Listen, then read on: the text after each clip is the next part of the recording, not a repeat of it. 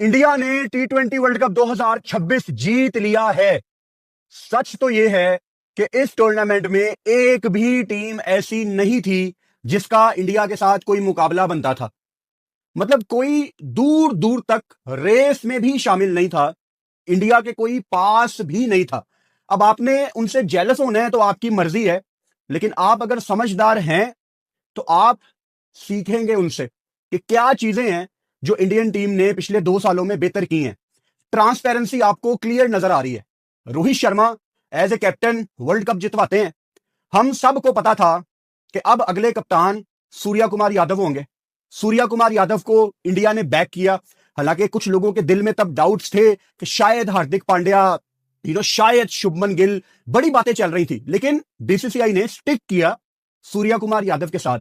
और ये Indian team इतनी अच्छी टीम है, बिलीव मी, इस टीम का कप्तान कोई भी होता ना, इन्होंने फिर भी वर्ल्ड कप जीत जाना था। यानी हमने पूरा वर्ल्ड कप कवर किया है। एक एक गेम इंडिया की हमने देखी है, एक एक बॉल हमने देखी है। मुझे कोई ऐसा मैच याद नहीं आ रहा जो सूर्या कुमार यादव ने अपनी कप्तानी की बदौलत जितवाया हो, लेकिन still India manage to win this T20 world cup. लेकिन ट्रांसपेरेंसी इस टाइम वो आपने देखनी है कि वो कितनी साफ थी सबके सामने कि भाई साहब ये हमारा कप्तान है और यही हमें वर्ल्ड कप जितवाएगा। गौतम गंभीर के पास एक ट्रॉफी आ गई है, वो भी एज ए कोच बात कर रहा हूं। वर्ल्ड कप की ट्रॉफी आ गई है। एशिया कप तो चलो ठीक है, लेकिन वर्ल्ड कप की ट्रॉफी आ गई है, क्योंकि गौतम गंभीर का जो दौर था एज ए कोच, उसका ग्राफ थोड़ा सा ना ऊपर नीचे होता था, क्योंकि टेस्ट सीरीज वो हारते थे, उस तरह से स्टेबल नजर नहीं आ रहे थे एज ए कोच। लेकिन अब उनकी प्रोफाइल में एक बहुत बड़ा टूर्नामेंट आ गया है जिसकी बेस के ऊपर वो मजीद बदमाशी कर सकते हैं कि मेरी कोचिंग में मैंने इंडिया को वर्ल्ड कप जितवाया है। गौतम गंभीर, टू बी ऑनेस्ट, जब इंडिया के कोच बने थे, ये टीम तब भी इतनी वेल सेटल थी, और जब ये हारती थी टीम तो हम हैरान होते थे, यार इतनी सेटल टीम हार क्यों रही है। लेकिन ये गौतम गंभीर की प्रोफाइल के लिए बहुत अच्छा हो गया। संजू सैमसन, भाई साहब, जितनी तारीफ की जाए उतनी कम है। जसप्रीत बुमराह आज भी player of the match, 15 run देके 4 विकेटें। जब बुमराह ने बोल्ड किया सेंटनर को, he was literally laughing. Jasprit Bumrah, वो बंदा यॉर्कर भी लगा रहा है, जो कि ऑलरेडी एक ड्रीम डिलीवरी है आजकल के बॉलर्स के लिए। आजकल के बॉलर्स ख्वाब भी देखते हैं यॉर्कर लगाने का, और वो हंसते खेलते यॉर्कर लगा के एंजॉय भी कर रहा है। मैं बहुत बड़ा सवाल इंडियन लोगों से पूछने वाला हूं, क्या जसप्रीत बुमराह को T20 में कंटिन्यू करना चाहिए? ये सवाल शायद आपको थोड़ा सा अजीब लगे कि यार ये आप कैसी बात कर रहे हैं।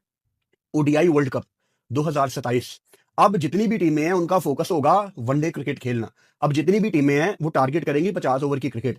तो क्या जसप्रीत बुमराह को थोड़ा सा बचा के रखना चाहिए बीसीसीआई को, क्योंकि वहां पे 10 ओवर डालने हैं हर मैच में, और वहां डालने ही डालने हैं।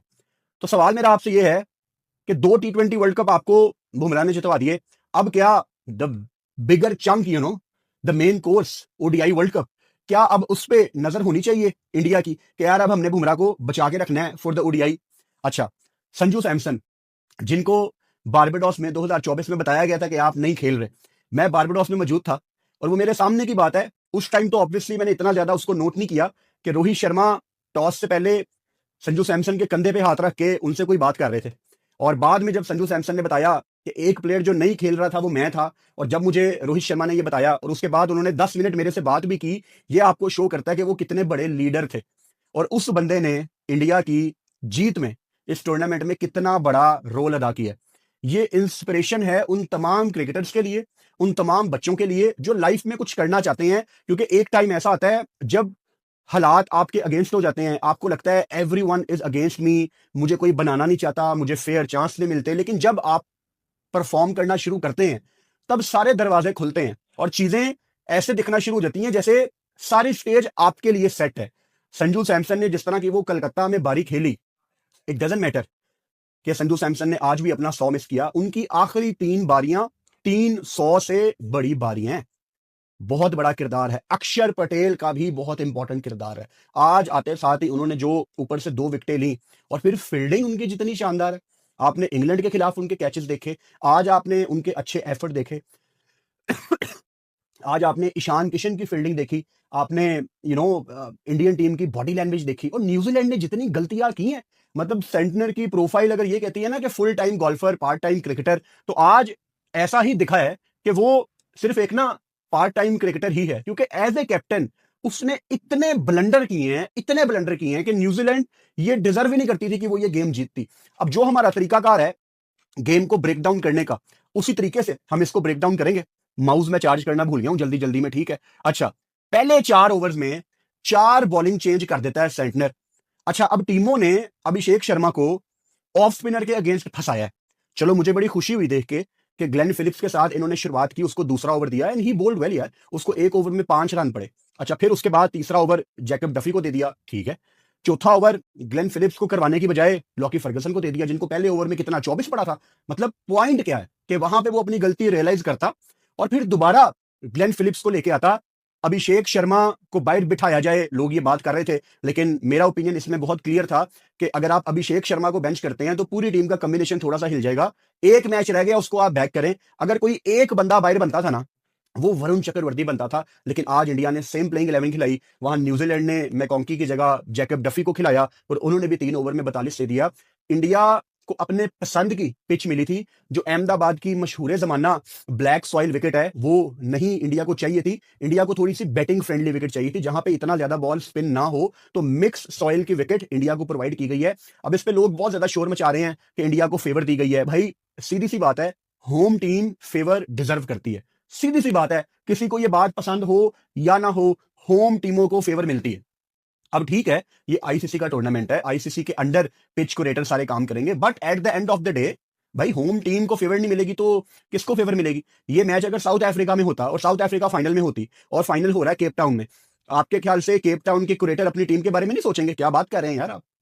मतलब वर्ल्ड कप का फाइनल हो रहा है पर्थ में, तो क्या ऑजी कुरेटर रहम कर लेंगे हम पे? वो नहीं रहम करेंगे, वो उतना ही बाउंस रखेंगे। तो I am all for home advantage, home team को एडवांटेज होना चाहिए।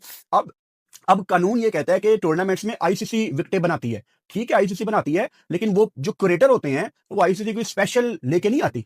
आमतौर पे जब कोई बड़ा टूर्नामेंट होता है, जैसे ये 2 मुल्कों में वर्ल्ड कप था, इंडिया श्रीलंका में, इसमें आप कुछ Australia Dubai ICC head office से पिच क्रिएटर कुछ ले आते हैं। लेकिन जब टूर्नामेंट आपको पता लग गया कि आखिरी 2-3 मैच रह गए हैं, तो वो लोकल क्रिएटर ही इस्तेमाल होते हैं आईसीसी की सुपरविजन में।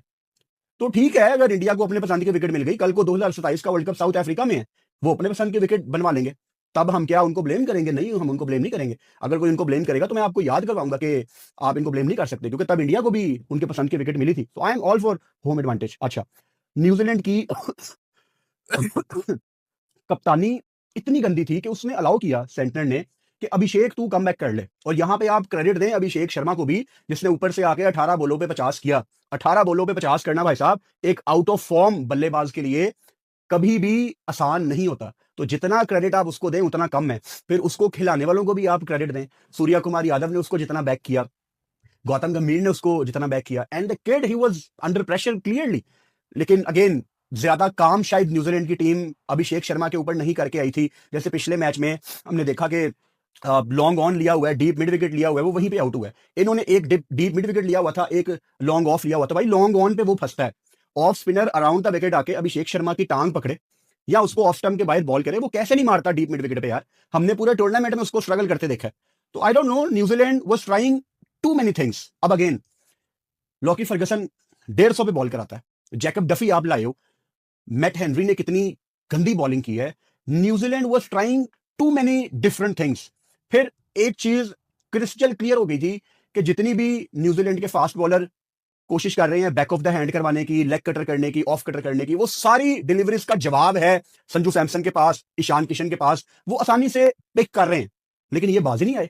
मतलब 122 123 किलोमीटर पर आवर, ये तो मतलब वाइडों पे वाइडें, वाइडों पे वाइडें। अब कोई कह सकता है कि यार ये बड़े मैच का प्रेशर है, लेकिन न्यूजीलैंड यार मतलब वो कोई पहली दफा फाइनल में नहीं आए।